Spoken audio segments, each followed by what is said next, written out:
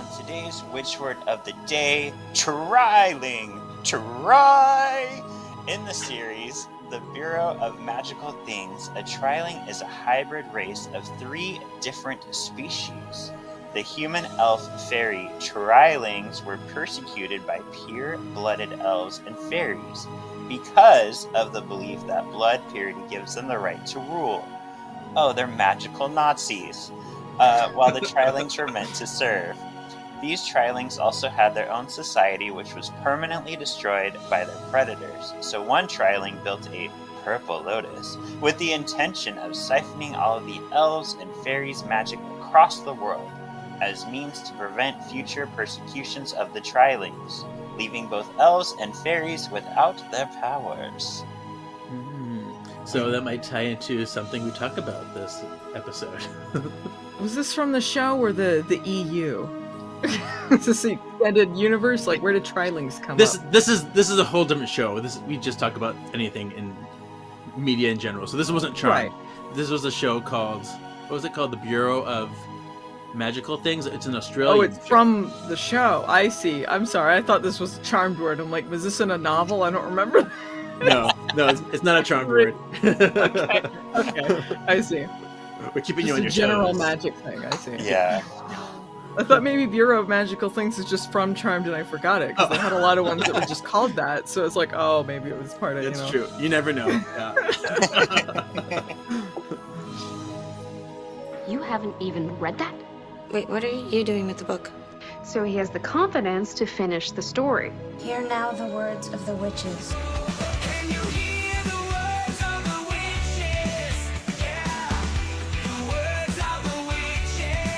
Welcome to Words of the Witches, the Charmed podcast that will guide you through the lesser-known published lore of the Charmed universe. In this night and in this hour, we call upon our fanboy power, bringing education and stupefaction to all of you. Together, we will use our knowledge and reverence abundantly, but also find ourselves sassy and delightful. Which is why we will truly be charmed.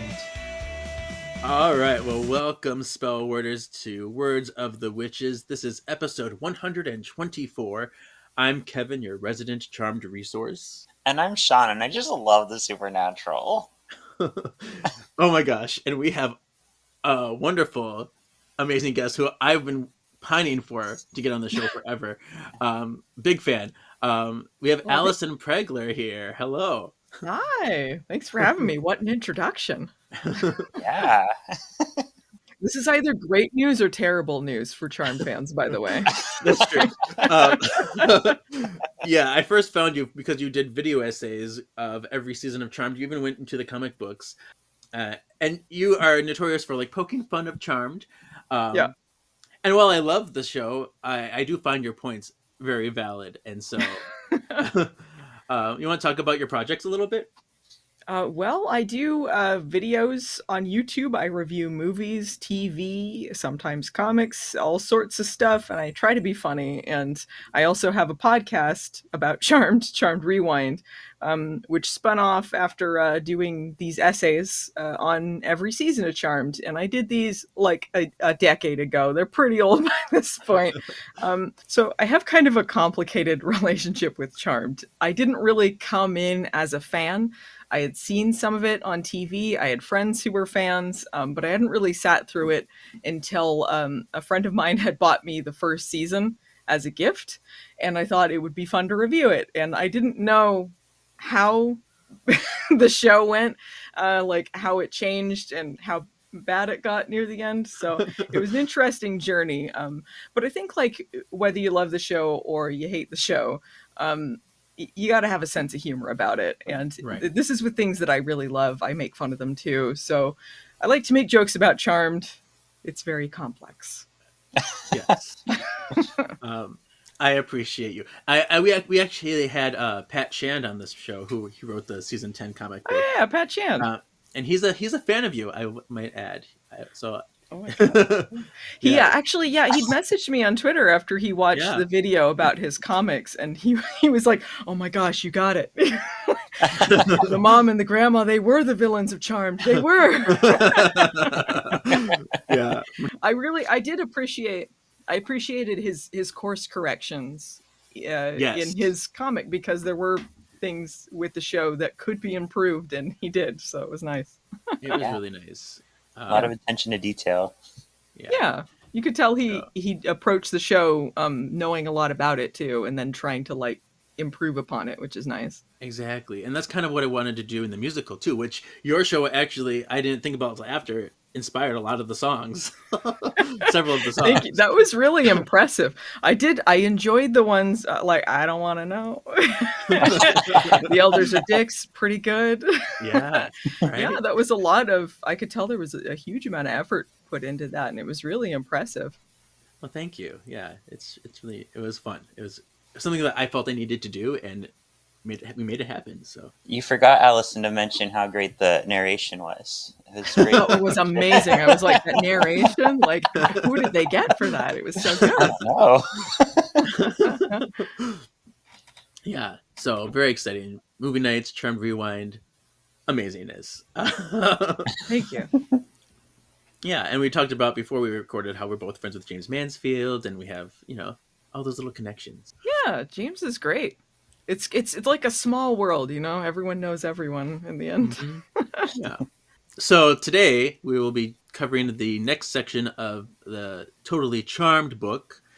This section is section 4, Their Material World, and has 3 different essays in it. I'm going to read the introduction to the section. It says, Their material world, a different kind of real. The Halliwells must pass for normal in San Francisco or face the consequences. The only time their secret got out, they lost Prue. Yet they dress in bad drag and don't seem to be living in any recognizable place. This is real. So Allison volunteered to present the first essay. So it's just kind of telling us, summarizing what happened in there, and then we'll talk about it. Cool. All right, so I'm going to preface this by saying a lot of essays. Sometimes I read them and I think it's not that deep. And sometimes it's like you just need something to talk about. Exactly. So I'll say for this essay, their material world, talking about the clothing on Charmed. There's a lot of things I agreed with. I thought it was very funny, the description "ho light." A lot of this was describing, how the fashion changed throughout the show. They started out dressing fairly normal, and then it started getting kind of insane, and then it changed, especially as Holly Marie Combs and Alyssa Milano became producers. Some of the outfits were early 2000s trash. Some of it was just weird. Some of it was not work appropriate. Some of it was just like, what are we even doing here? I can't describe what kind of costume this is. And there was a lot of stuff that was fetishy material. There was just turn them into like costumes because they were trying to cater to a lot of straight guys in the audience. And this essay also talked about them being Barbies. They became Barbies, and they talked about how this was to appease the religious crowd. Like the Christians were against the witchy stuff, and so if they dress them up in these costumes, they become less real. If they're like Barbie, they're more like costumes than real people, and then they'll get the religious people off their backs. And I don't know. I don't know what they're talking about in this essay. I'm glad you said it. I mean, I'm sure there were people religious people who were like, this is the devil, because they're like that with anything that's supernatural. They did that with Harry Potter. They do that with anything like that. But I think that's not going to get them off their backs. This is conspiracy nonsense at this point. It was this is to get the religious people. They wouldn't be like, oh, they're in tube tops and low-rise pants. I like that. Like, why would they be proud of that? How godly. It was so close to getting it and then not, because they're dressing like Barbies because it's fetish material is what it is. Right. It's because they're like, okay, we want them to be in sexy costumes, and this is the audience that we want to cater to. And that's why by the time they got to season 8, the actresses were like, well, we don't we're not going to dress up in these costumes anymore. We're going to have other people dress up in costumes. So I don't know. I think that was the gist of the essay. The gist of it, yeah. This was called "What Is She Wearing" by Tanya Huff. Yeah. I echoed your sentiments in here because I mean it's funny. First of all, she immediately like questioned the fashion choices, which yes, that makes sense. And then she called Piper frumpy, but she called her like a depressed nun or something. Yeah, that was harsh. And she says it was changed for 2 reasons. Season 1, they were fine, and then after that, it got crazy. She thinks it was because Prue was no longer judging their outfits anymore, but she was guilty of some the questionable things too. So yeah. Mostly the non-appropriate work attire. Yeah. But then the whole second part about the right wing feeling like there's no such thing as a good witch, so let's make it sillier so they don't take the show seriously. I'm like, what? I don't know what they're talking about. I don't know what they're talking about. And then they said the Barbie thing was because Barbie was void of sexuality, so they're trying to avoid charmed of sexuality. I'm like, that's the opposite of what they're going for. Yeah. I don't know what they're talking about. It made no sense. She talked about Leo too, about like, yeah, he's covered in saggy flannel and wore god awful robes as an elder. I did get inside scoop about that when I met Brian Krause. He said that he was actually around that time he was going to like this ice cream place every day and was getting ice cream every day and he was gaining weight. So he thinks they put him in the robes because he was getting chunky. Yeah. Like one day the robes just came on. I'm like, oh, I guess I know the reason. That was like the charmed moo-moo. That's really funny that Tanya went into all of this detail about how they were making him Ken and avoiding, and it was just he was getting chunks. Yeah. Well, that's what it all boils down to with Charmed. It's not that deep. It was they were dressing people to look sexy. It was a CW show. It was a spelling show, or it was WB at the time. Yeah. And that was what I mean. And people on TV generally tend to look really beautiful, and that's what they have questionable fashion choices, but as far as the sexy stuff, that's what the audience was. So yeah, I don't know, it didn't really make any sense what they're talking about. I guess like with the guys, they tended to be a little less sexualized, but not always. Like, I mean, Cole, they would have him shirtless a lot. I think with Leo it was just because he was kind of he was the dad guy. He was the like with a giant Hershey's kiss and kiss up to Piper guy, like it was, I guess that was the female gaze. And he's basically like the Steve Rogers of Charmed. Like Steve Rogers wouldn't wear something, scandalous, neither would Leo, because they're an old man in a young body. I think that was also, it's kind of tying in with like Smallville was really big around the time too, and there was a lot of flannel on that show. That was the guy look of the WB. Yeah. I would say like Leo did have some good genes. He had some frumpy genes, but he had some good genes because he had a good butt, and you could see it in some of those episodes. I don't think when he got to the elder robe stage, he didn't look like he was like heavy or anything. Maybe like they thought, he's gaining a couple pounds or whatever. But it's like, is that going to make him look better? The stupid faux velvet robes that they put all the like dad elders in? I don't think so. But no, I don't think he looked bad. No. Something to add is like it talked about how they always put the bad guys in black leather, even the sisters when they were bad. And like I kind of feel like, just like Allison said, this is a spelling show. It's on the CW. Like Buffy the vampires had the little mark, or we had the demons, so we knew quickly who was evil. So Charmed is just doing the same thing for a 40-minute show. It's not that deep. Also, Kevin, I wanted to ask you, the Primrose Path, when does that episode take place? Mm-hmm. There's 3 canonical errors in this essay. Put that in my canonical hat. Canonical. I caught this one. The first one, they kept calling Primrose Empath, the actual title of the episode, The Primrose Path. I'm like, no. They called it The Primrose Path, or it was... Yeah, they called it The Primrose Path when it should be Primrose Empath. What's the Primrose Path? So I'm like, okay, they can't get the episode title right. They also, second canonical error, they talked about a tattoo at the base of Phoebe's spine getting exposed. Alyssa does not have a tattoo there. There's no Oh, tattoo that no. Alyssa has in that spot. She has 7 tattoos. None of them are a tramp stamp. No, doesn't she have one kind of like on the side, She's got beside one her on her. spine?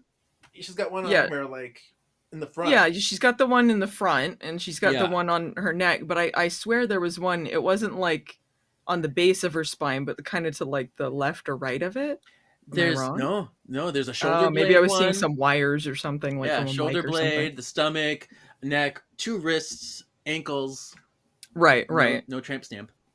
Yeah, maybe she meant the one on the like going down to the the hoo-ha Maybe. area or whatever, An- because that the one she angel would show one. off a lot. It's like right on Yeah. her right on her hip or whatever. Yeah. Yeah. So It was so funny when you watch the earlier seasons and they're trying to cover those up and then they just gave up. Yep. Like Yeah. they would always be wearing chunky like wrist straps and things, Hide and 'em, I know. the makeup, especially in HD, you could still see the tattoos through it. It's Right. so funny. They're like, oh, whatever. Yeah. And also they said that it changes in season 2.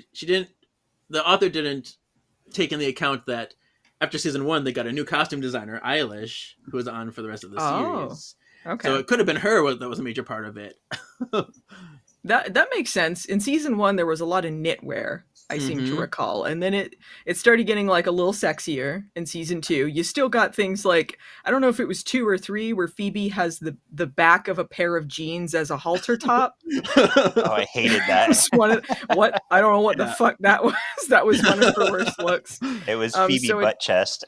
Yeah, Yeah. it was like creeping in there, and I don't know how much of that was trends of the time and how much is it like Alyssa Milano's fashion sense in Yeah. particular, because part of it is her. I've seen Sure. what she wears outside of the show, and it's very close. But there were a Mhm. lot of bad trends around that time too, so it was like the perfect storm of Mhm. badness. And maybe Eilish was Irish, so maybe she had some kind of European weird fashion sense in there too. I don't know. Yeah, maybe. I didn't know they had a So- different fashion designer, but that makes sense. Or costume Yeah. designer. Yeah. Cool. So I guess let's move on to the next essay.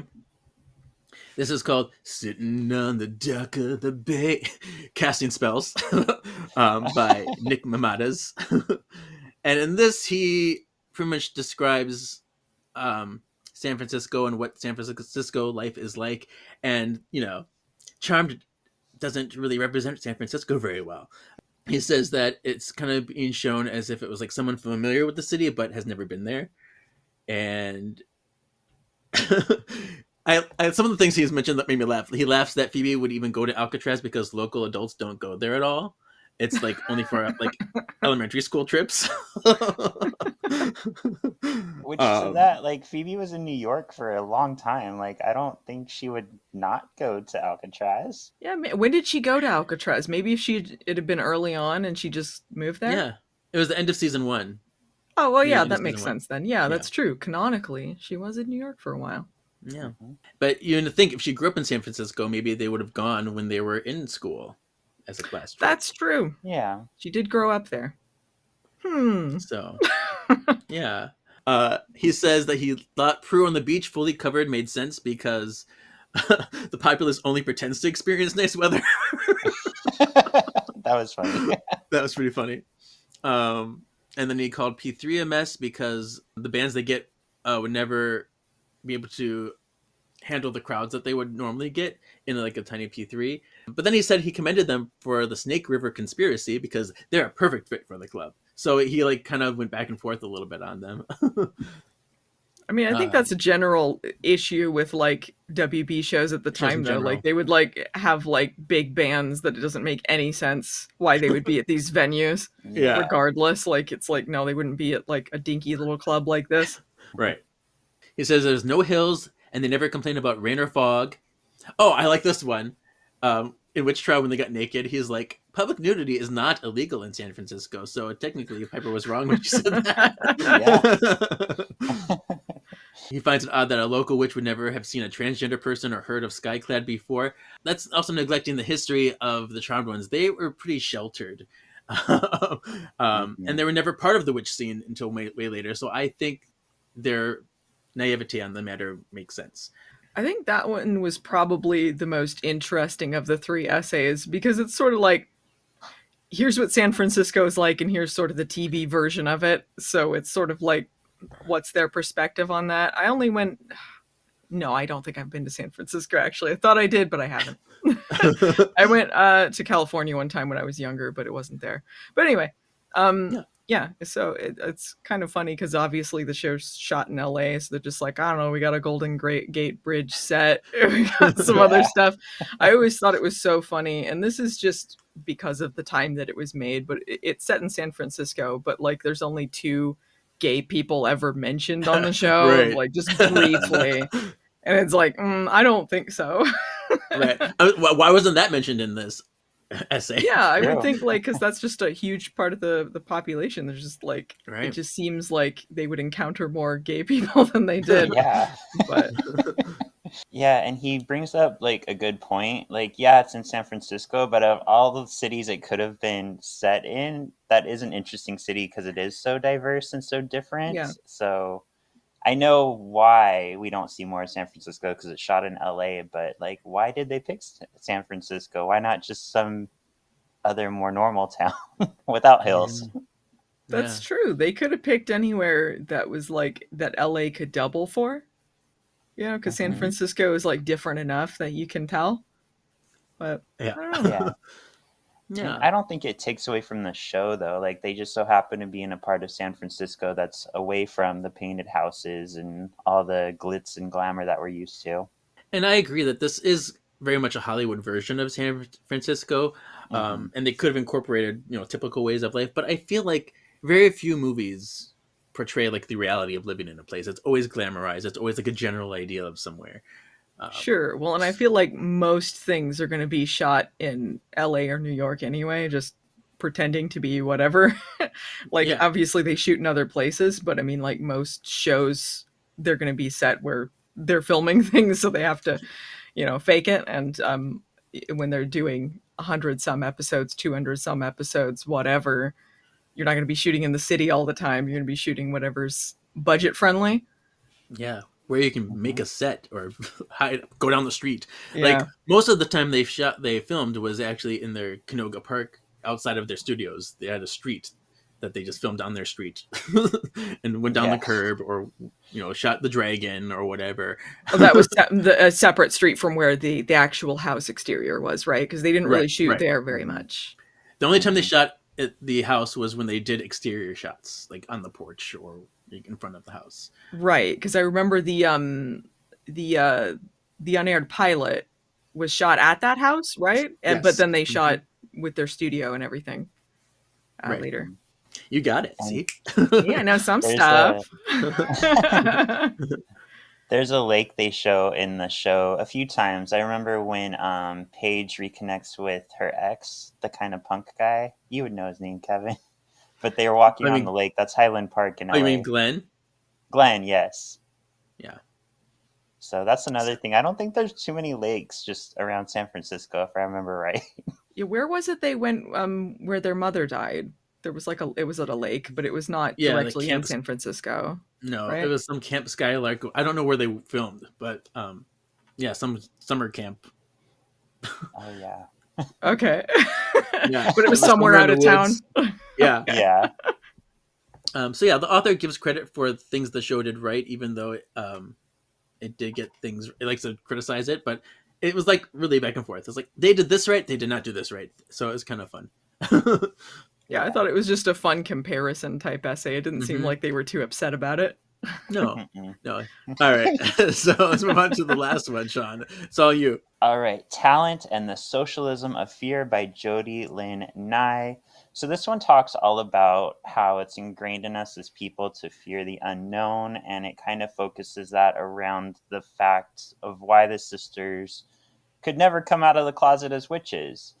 So it says here that like a lot of people like us would be like, oh my glob, they're witches, that's so cool. But a lot of other people would be like, oh my glob, they're witches, kill them all.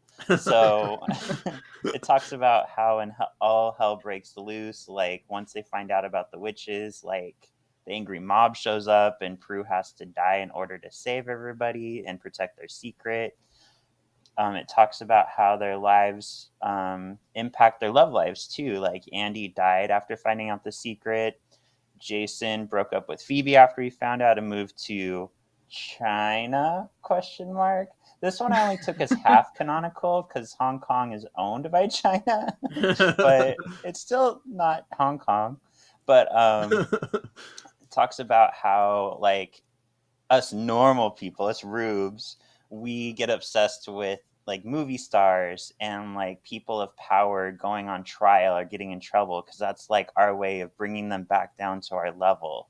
So compared that to that's what we would do with the charmed ones. We'd hold them to a higher standard and we'd look for any mistakes in order to be like, see, they're human too. And how a lot of the witch trials, like people who were killed, they weren't killed because they had wronged somebody. They were killed because of a perceived wrong that they could do to someone. So I found that very interesting.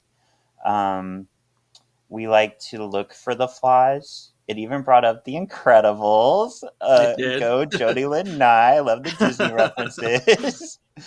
So if we look at The Incredibles, people start to humanize the heroes and like bring them in for litigation and sue them. Like, I didn't want to be saved, or like, you hurt my property. And that's exactly what happened with the witches. This got very dark, but very true, because if the witches were found out, the government would definitely want to experiment on them. They would want to use them to further our own power, try to recreate the power, kind of sell them to other countries as a favor to be like, here, you use our witch. She can do this for you. So they can never come out because they would be persecuted in different ways than older witches, but still used in new and different ways. I thought it was interesting too. It brought up another one of my favorites, the Munchkins in Wizard of Oz. They accepted Dorothy right away, but it's because they had known of Glinda and her goodness all their lives. So it wasn't different that they would see a witch. They were already used to witches. But in our world and in the charmed world, we're not used to witches. We're used to them as being evil figures. Even though a lot of people have gotten past that, green woman with a wart on her nose image, there's still a lot out there that persecute witches, so we're not at a place where you can 100% just be accepted. And overall, it's just kind of about the sisters who are smart for staying hidden rather than defending themselves against their everyday neighbors and everyday people and the government and the cops, really. This is probably the heaviest of the essays. Mm-hmm. It talks about how other people will feel either entitled to magic that they see or try to deprive the magic from them. They're like, oh, everyone has to be in an even playing field. So you either have to do magic for me or make it go away. And they said that life is not fair and fate bestows talent differently with everybody, which, makes sense. And I think, the whole like jealous people often look for a weakness to prove that someone doesn't deserve their talents. And this happens a lot in today's age of celebrity culture and social media and influencers. You're only allowed to get so much success before someone tries to knock you down. And they like hyper focus on every little thing to like fit their narrative of you, even though it might not be true. This was one that I read, like everything that they said is true. I think what would happen if they came out as witches. I think it's one of those essays that's more interesting if you're a super fan of Charmed than if you're on the outskirts, because I was reading it and my eyes were kind of glazing over because I was like, this is deeper than I would like to go, because I do feel like there were things explored on the show already. So it was kind of like something I was reading where I was like, well, yeah, they said it on the show. Duh, that's why that's what would happen. And then they're like, and all hell breaks loose. And I'm like, well, all hell breaks loose is where they explored that.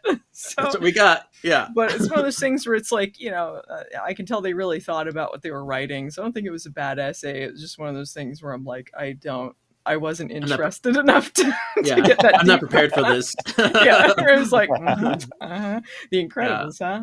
All right. Yeah, right. I know that movie. Yes. I guess that's why I'm being a little bit quieter. But I think like they have a point. I mean, that's a lot of this where these things stem from, and what would happen. So I don't think it was badly written, but I'm just not a great person to analyze it. Sure. I guess the overall thing was fear of the powerful creates an underhanded atmosphere. That's the general consensus about this essay. Yeah. So, and the whole idea that like people are like they're so afraid of being betrayed by someone more powerful than them that they feel they have to strike first, and they're going on how like that's why mobs are not altruistic because like they're always like I gotta get them before they get me kind of mentality. Mhm. But yeah, I think that's all I got for this. Is this what this whole book is? It's all these collection of essays. It's all about... essays. Okay. Yeah, so we're doing it by section, so every section is kind of like a different theme. This is the material world theme, but before we had one about the sisters, we had one about morality, and they just have a collection of essays that fit into that section. Okay, all right. Yeah. Was this a popular book? I've never heard of it before this.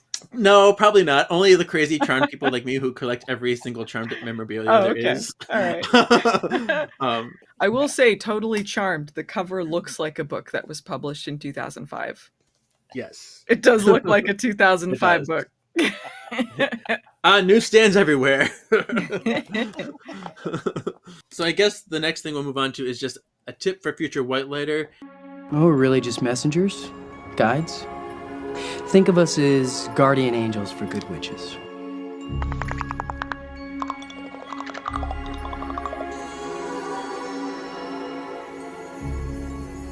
Tips for future whitelighters. I was out being a force of good in the universe. And this is a section of the podcast where we kind of give you a moral that we could learn. And it could be serious or silly, but just like something that we can take away from what we read. So all of us come up with something, a tip? Yeah. Okay. I have one, but I'm going to steal it from Allison if that's okay. All right. Mine is it's not that deep. I love that in the beginning. Like, I think with any fandom, like a lot of times, and I'll say me included, I think a lot of times we look to this media to answer so much or to go into so much, and really it's just here for entertainment. Like, we see this with Charmed. I see this a lot with Star Wars. Like, people go into these huge diatribes about like what's going to happen in the next movie, and then they're disappointed when it doesn't. I'm like, dude, it's family friendly entertainment. It's not going to get that deep. I would say a lesson to learn is that dress how you want, power to you. Maybe think about work appropriate clothing. Don't wear fishnet tube tops to your job as a journalist. Maybe. Yeah. Love it. I'm going to say try not to think of the world as composed of those who have and those who have not. Life is not always fair, and we are not born equal.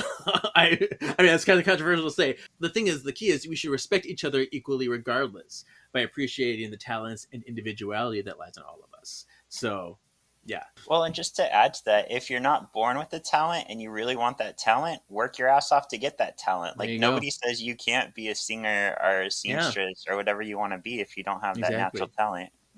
Thank you. Yeah, exactly. So the next thing we have is the final little moment is our P is for Paul. Prue? Piper. You mean it's just you and Prue, huh? Phoebe? Phoebe, you there? And a big hello to you too, Penny. Come on, Patty. The rest is up to them. Paige. My name is Paige. Another P, imagine that. P is for Paul. And I chose this for Allison because this is something that she does on her podcast all the time, talk about Phoebe's fashion a lot. So what is the worst thing Phoebe wore out of these four things? I have her outfit in San Francisco, which is like this wool amoeba vest held together by a safety pin. We have the classic, iconic Cinderella garbage dress. Like a pair of like shorts with like fabric hanging off of it. It's terrible. We have the San Francisco Dreamin' lace-up pants, it's front and back. You have this weird like belt thing on the pants, and there's a white furry Yeti sweater.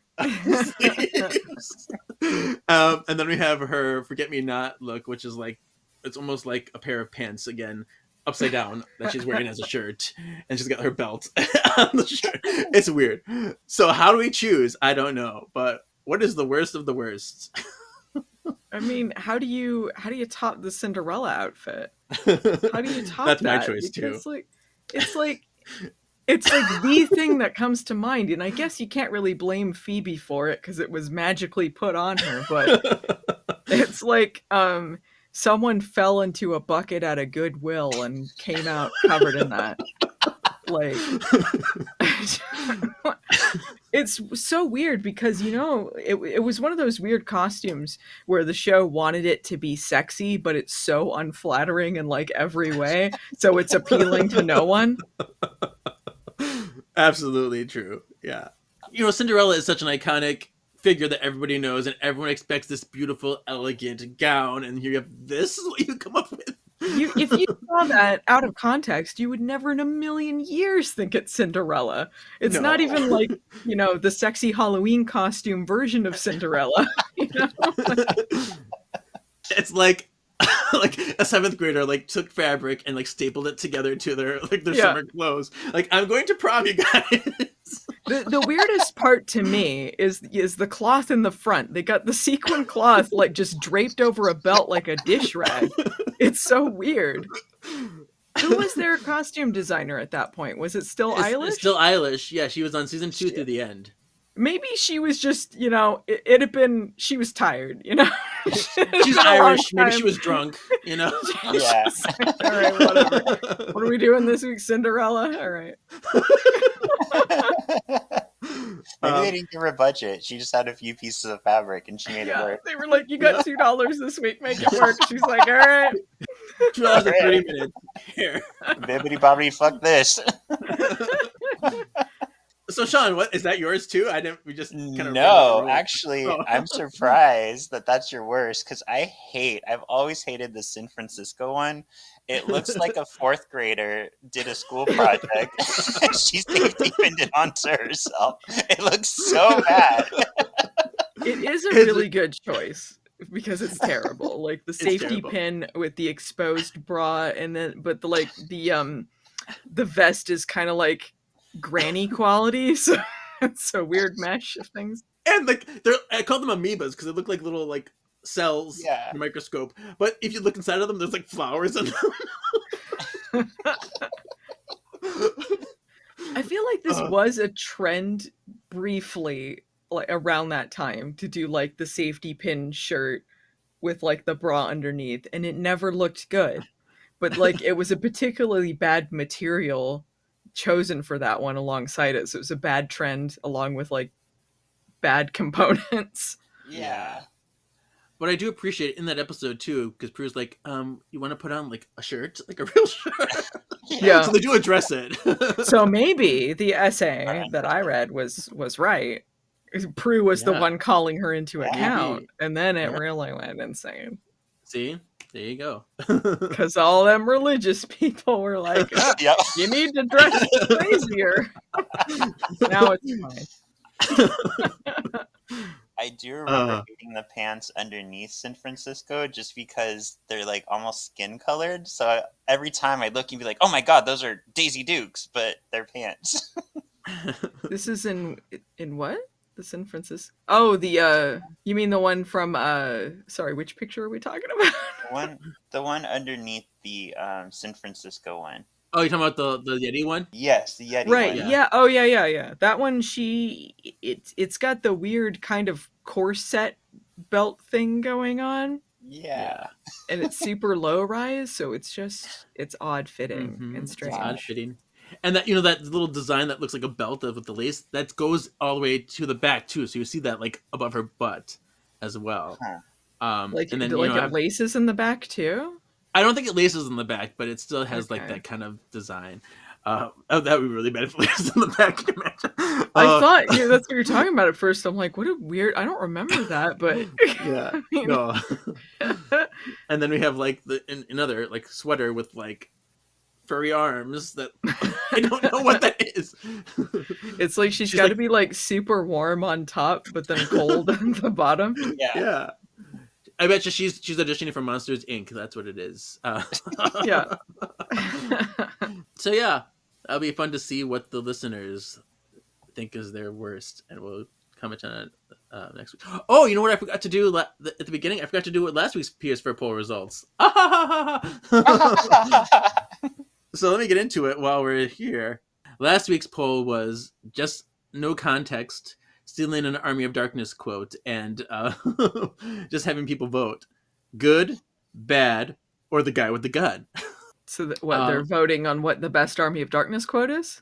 Well, just what kind of morality, because we had a morality section last episode. So would you vote for good, or consider yourself good, bad, or the guy with the gun, meaning you're neutral, in charge, or whatever? I see. Yeah. I know Sean said bad, right? Yeah. You want to be bad. That's how I laugh being bad too.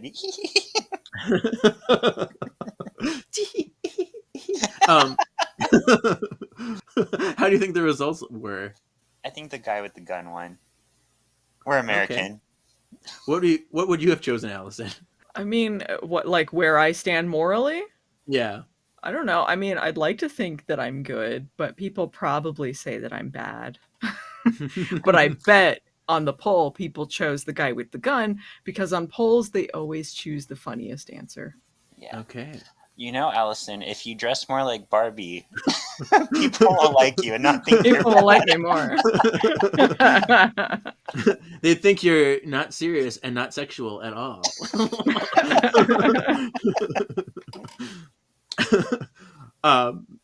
So bad got 1 vote.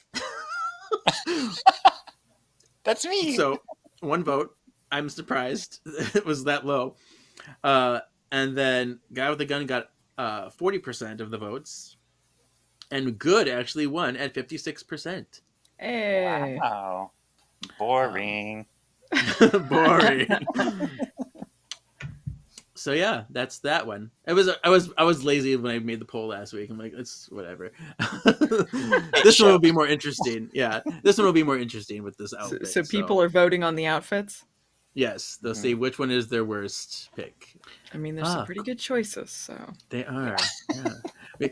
There'll be a write-in option if you have any others you want to mention. I'm surprised the ass jeans, the ass tube top did not make it in. I know. I should have thought about that one. Maybe that'll be the winner with write-ins, independent party over here. So that's the end of this episode. So Allison, tell us where we can find you and follow you and hear your stuff. You can find me on YouTube under Allison Pregler or Movie Nights the series, and you can find me on social media under my name, Allison Pregler. Yeah, I try to be funny. I think that's all I can really say. No, it's if you like Charmed and you have a sense of humor, you should check out my Charmed stuff. Yes. Because I've seen some fans just get so mad at you, but I think it's great. I love the show, but I think it's a very fun and it's cool to be critical of it and still enjoy it. So, well, thanks. I think people should have critical thought when they're watching anything. Like I said, there's things that I really love that I make fun of too. But you can also you can listen to something and not agree with every point and still think it's funny. You can also just, if it's something that really bothers you, just not listen to it, not watch it, But some people just in fandoms in general just are very protective of the stuff that they like. But it's okay to have a sense of humor about it. I'm not going to destroy Charmed by making these jokes. There's going to be a strong fandom long after I'm dust, Yeah. So. And I like to think for you, it's kind of like a guilty pleasure because you do get a lot of enjoyment. You got a lot of entertainment out of it, no matter what way you go. So, yeah, I don't hate Charmed. I sort of hate love it, Yeah, right. So yeah, thank you for joining us because it's amazing to have you here. Well, thanks for having me. Yeah, it's been a lot of fun talking with you guys. Cool.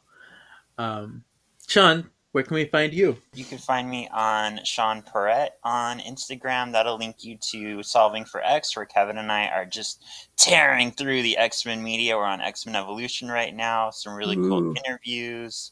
A project coming up. So a little nod to that. And that'll also link you to our YouTube, our TikTok, where you can watch our videos of some of our episodes and any other projects that we're working on.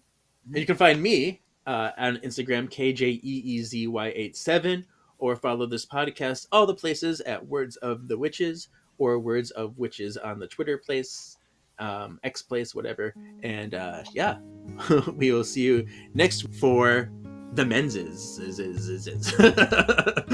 the next episode of essays is called They're Men. So we're going to talk about whatever that means to the essayists. Hi, this is Kevin from the future. Real quick, I just want to let you all know that we will not be having an episode next week. I failed to mention it during our initial recording of this podcast. I was just so excited to have Allison on. So we will be taking a week off break because I have a play that I'm doing, and it's going to be Tech Week, and it's going to be very crazy. So no episode next week. I apologize, but we will be coming back the following week in full force. So look out for that soon. Thanks for your patience.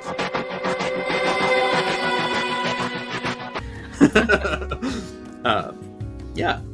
So we'll see you for that. Spell Worders, thank you for listening. Your destiny still awaits.